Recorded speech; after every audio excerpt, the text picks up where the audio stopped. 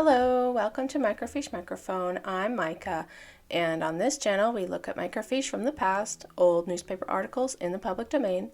We look at them with our modern eyes, our modern perspective, and see what we can learn from them. On this microfiche time capsule, I am looking again at some advertisements. This is from the Ladies' Home Journal from March 1901, and I'm just looking at all of the ads on page 36. So, the article on the page is kind of irrelevant, but I just want to look at the ads that were on the page. It was on both sides of the page, on the left and on the right. Anyway, so let's look at the first one. Good points in the Ivor Johnson cycles. I believe I read an advertisement in the last one, Ivor Johnson, handguns. Interesting. Ivor Johnson, is it 190? Cushion frame, I don't know what that means. Easy riding wheel known. Good points. Embodied in the, 190, 1901. Okay, sorry, my bad, 1901. Embodied in the 1901 Ivor Johnson bicycles, both for men and women, are the results of years of experience and hard study. They are preeminent as to construction, quality, and price, and guaranteed highest grade throughout, has made them the most preeminent everywhere as honest cycles at honest prices. Special Roadster, $45. Model 68, I think, high grade, men's $35. Cushion frame, $50. Model 69, high grade, ladies, $36. Coaster brake if desired, $5 extra. I don't know what a cushion frame is, because I always think of like a cushion as being like on the seat. Did they add like springs to make it like, I don't know, a nicer ride? I'm not sure. Not in the trust and under the market in price. It's useless to pay more. The name Ivor Johnson on a bicycle, in revolver or gun, is a guaranteed of perfect satisfaction. Ask your dealer. If he can't supply you, we will send to any address in the United States. Cash with order. Address, Ivor Johnson's Arms and Cycle Works, Fitchburg, Massachusetts, USA. New York office, 99 Chambers Street. Manufacturers of the well-known Ivor Johnson revolvers and guns, established 1871, catalogs free. Okay, so like this is kind of a standard thing. I'm not overly concerned about it, but one thing I did want to mention is I was curious last time when we were reading the ads, how did people pay for things back then? Like I was thinking maybe that like with the letter of the order that the sellers actually had like some sort of power to go to the bank and withdraw money.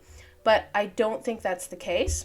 I think that was still illegal for you to withdraw money if you weren't the person who owned the bank account. So I think that what happened was that they actually had to send cash in the envelope with the order. And so when you read this one, it says cash with order. I think that that's what happened. If you didn't trust that system, then you had to order it from an actual shop where you could physically go in and pick up your merchandise. So, which was also an option, you know. But they literally had to send cash through the mail. It's a very strange concept because, I mean, I was brought up with somebody saying to me, don't ever send cash in the mail because people can steal it. I wonder how often that happened back then. Was that a common occurrence? I'm not sure. Anyways, moving on. $1 per section without doors and upwards according to style and finish, shipped on approval. Oh, that's kind of cool. It's like stackable. Okay. I would buy that. Subject to return at our expense if not found in every particular, positively the most perfect bookcase at the lowest prices ever offered. The Macy sectional bookcase. It is the only kind having absolutely no binding and self-disappearing doors. Patented self-disappearing doors. Interesting. Will not stick or bind in any climate. Dust-proof. Dust-proof. Of course it is. Yeah, that doesn't exist. Moisture-proof. This is only one of several features that make the Macy positively the best sectional bookcase in point of construction, convenience, style, finish, and price ever made. Right for catalog G1. The Fred Macy Company, Grand Rapids, Michigan. Branches, New York, Boston, Philadelphia. That's cool. I like how it looks when it's stacked up. And I like that you can order it one at a time. And then as you get more books, you're like, you know what, I really need another one. And you can just order another section of your same bookcase. I really like that. I like that idea. So anyway, I haven't seen that around today. Does anybody seen something similar? I guess the most similar thing you could find is like a stackable bookcase where you could buy like 4 and then stack them on top of each other. I guess that does exist. So, but I really like the idea. It was probably not stable enough to be commercially practical for today because we have higher standards, you know, like if back then if it tipped over, then it was like, your own fault, you bought a stackable bookcase, you know, but today it would be like, yeah, that can't be allowed, you know, it's not allowed to fall over, so it has to be more stable than that. Anyway, just an idea. All right. The standard of highest merit, Fisher pianos. The new scale. Fisher yields a wonderfully pure quality of tone combined with great power and durability. It stamps the Fisher piano with an individuality that no other piano possesses. 60 years established, over 110,000 sold. By our new method of easy payments, every home is at once enabled to possess and enjoy high-grade piano. Pianos delivered to all parts of the United States, right for catalog, terms, and all particulars. J&C Fisher, 33 Union Square West, New York, New York. All right. That's interesting. So they're actually offering to finance it and take payments, which it makes sense for a piano. Pianos are expensive. So that surprises me, though, that they would do that back in the day. Today, when we do stuff like that that's actually financed through a bank, I wonder if that was the case then. Or if it was just an agreement, like a written agreement you would have with the company that sold you the piano. Like, how would they collect if they were having trouble collecting from you? I don't know, just a thought. All right, cribs of quality. If you are thinking of buying crib, we can please you and save money for you. We are manufacturers of fine beds, cribs, mattresses, and springs. We can sell these goods for much less than you would pay elsewhere for similar qualities. Everything we sell is full and guaranteed, and we agree to return price paid if the goods are unsatisfactory in any way. Send for catalog and prices. Barcalow and Roll, MFG, Co. 26. Okay, Timex Street, Buffalo, New York. I'm sorry, it's very hard to read because it's quite blurry. I do not have a better quality photo than you have. So, trying to read it is a little difficult. I do like the picture that they're showing. So I can explain it a little bit. I have 2 children. So, when we had a crib, when they needed a crib, there were 2 settings of heights of the mattress. So you could have a high mattress or a low mattress. You would have the high mattress when the baby was not mobile yet, because it saves you from having to bend over so far to put the baby to sleep. So it was quite high up, and then the bars on the side were only needed to keep the child from falling out. As you can see, the side closest to the camera, the side of the bed is quite low.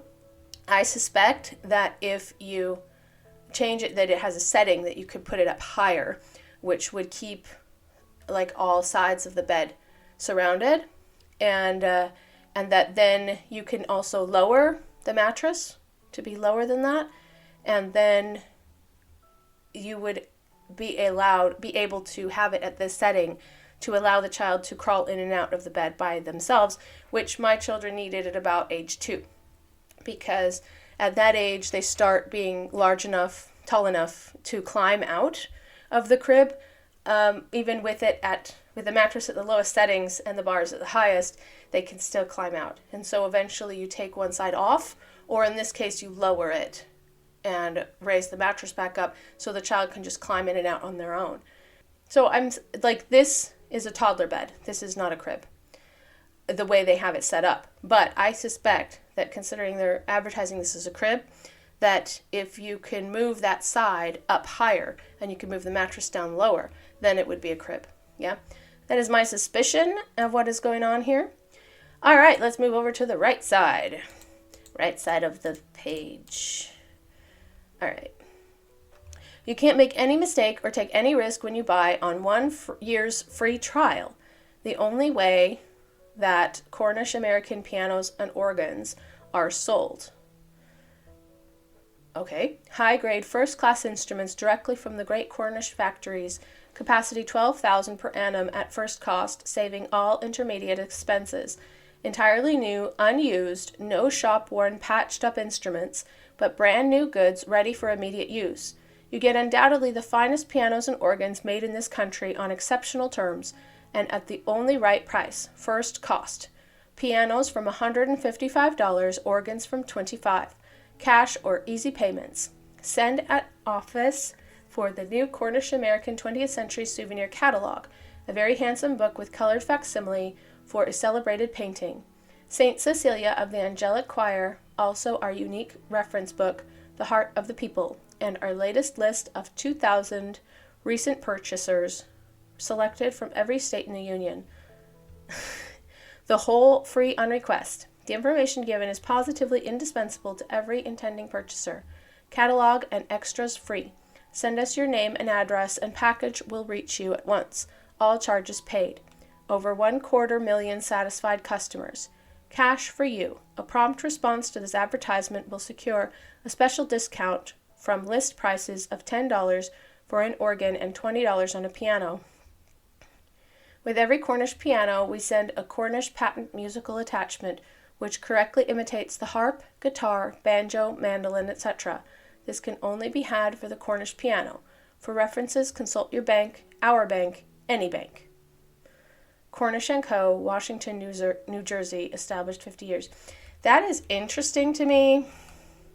I'm having a couple of problems with this. So first of all, we already saw a piano advertisement, which was very straightforward and very much, it's possible for you to make payments for this instrument because it's quite expensive, A 1 year's free trial. So this company selling the exact same product is now offering a 1 year's free trial. Now a Cornish piano, I'm assuming it's some sort of player piano or some sort of it's an upright. I guess maybe that's the difference. The other one might have been a grand or a baby grand, but this one is an upright piano. I don't know. It just seems really strange to me the way they're stating this. So you get a 1 year's free trial. So let's imagine that you take that. You take the free trial and then you say, you know what, I really can't afford it. It's not a priority or whatever. We barely used it. I'm just going to return it. You return it, scuffed up on the side because it's been in your house the entire time. What do they do with it then? Because it specifically said that entirely new, unused, no shop-worn, patched-up instruments. I don't believe them. I think there are used, there are patched-up instruments, and they just don't admit that they have them. Because I don't think this is true at all. I just can't imagine how that's possible. So I feel like this company is being very shady on that score. There's no way that can be true. They can't both be true, Either you always have new instruments, or you offer free trials and sometimes sell patched up instruments. I don't see how it's possible to have both. All right. Rich's famous Julia Marlowe shoes. Oh, who is Julia Marlowe? Okay, I'm sorry. I have to look this up because that's got to be significant, right? Julia Marlowe. American actress. Born 1866. Known for her interpretations of William Shakespeare's plays. So at the time, she was an actress on the stage. They shape to the foot and don't need breaking in. The only boot with an elastic instep which ensures perfect adjustment to the foot and absolute comfort. McKay sewed lace boot, $3. Hand-turned lace boot, $3. Welt extension sole lace boot, $4. Sent express prepaid on receipt of price and 25 cents. Send your shoe dealer's name. The Rich Shoe Company, Department B, Milwaukee. And it says, right for illustrated catalog, all genuine stamped Julia Marlowe on every sole. Cool. They got some sort of deal going with this popular actress. That's cool. I think saying that there's an elastic instep, so that's your arch, right?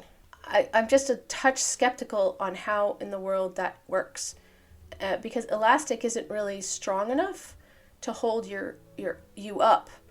I mean, yeah, it's stretchy, but like, why would you put that inside of a shoe? Because it's gonna wear out in like 2 days. I don't know. All right, moving on. For your wedding, we are prepared to furnish invitations and announcement, correct in style, quality, and prices. Our work is the result of study and experience. We will send samples, prices, and booklets. Wedding customs, free on application. State whether printed or engraved goods are desired. Write us before ordering. Franklin Printing Company, Louisville, Kentucky. Yeah, it makes sense.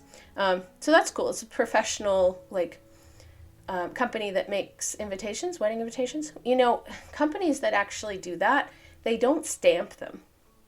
They hand calligraphy them. So I bet they have some people in their company that are very talented in calligraphy. I hope they get paid well.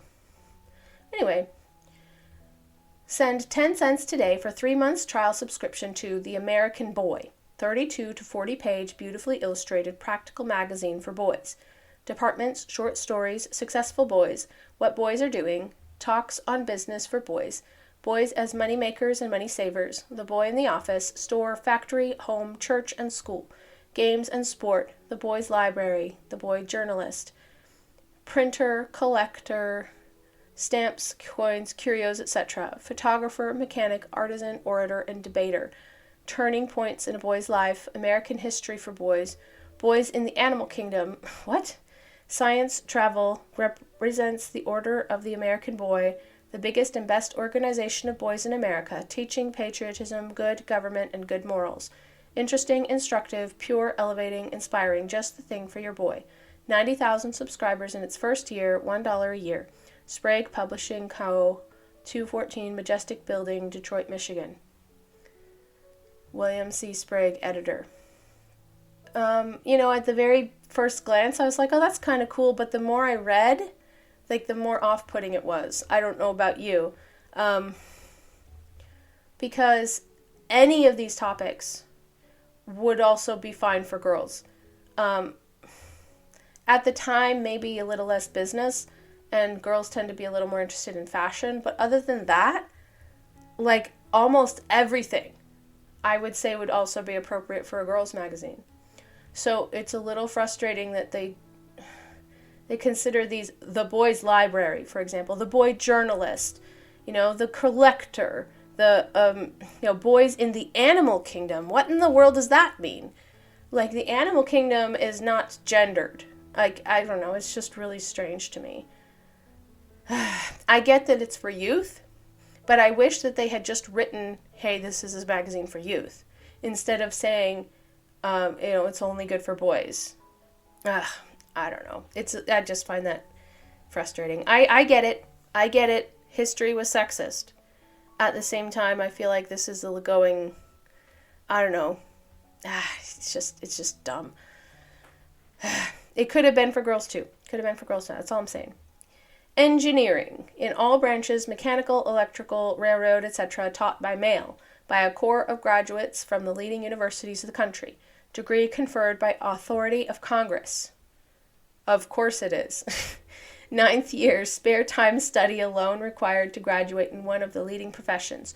Tuition payable in installments. Right for illustrated booklet, National Correspondence Institute, 16 to 47, Second National Bank Building, Washington, D.C., the spare time study. There was a similar advertisement in the last one I read. I think that's a little bit strange because I feel like this kind of a thing, engineering, sure, study it by correspondence, but I just feel like it doesn't really lend itself to correspondence courses. If it were a writing course, sure, absolutely do it by correspondence. Remember, they didn't have Zoom classes. It's not like they could show you what they were talking about. Some basic mathematics courses, sure, you could do by correspondence. Some, there are some things you could learn. I just feel like engineering's not one of them, especially mechanical engineering. Railroads. Like, how in the world can you study railroads if you can't stand up and look at a railroad? You know, like, you can't physically look at what you're talking about. You can just look at pictures in a book. Like, I feel like that's not very efficient. So that's my opinion on engineering. I think today it may be possible because we could do like Zoom classes, we could talk to the professors, he could show illustrations, just show videos, you know, but at the same time, you would probably be required, at least at one point, to physically get to a place where there are these things and to see how they work, like literally. Anyway, that's just my opinion. I think that there's no substitute for being there and being able to touch it. So that's my opinion. You can feel free to have another opinion. So the ads, I think, were pretty okay this time.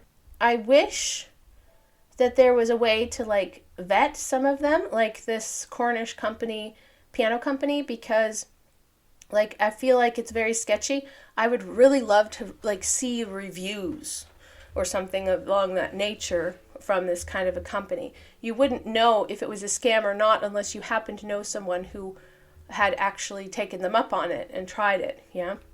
The like wedding announcement thing, absolutely appropriate. Yeah, absolutely appropriate to advertise. American Boy, it's strange that they would advertise that in the Ladies' Home Journal. I'm just saying. Like, shouldn't it be in like a men's magazine? But I guess the mothers would also be concerned about what their boys are reading, whatever. And then the engineering taught by correspondence. I wonder if more women were able to get engineering degrees through correspondence courses, especially if they had a gender-neutral name. Yeah. Like, yes, my name is Lee. And then you're like, okay, you can have it. You know, go ahead and do this. You get your grades, and then you graduate, and then you reveal that you're actually a woman. You're like, oh, you didn't do your homework. You didn't know that Lee was a girl. You know what I mean? So maybe that is the point.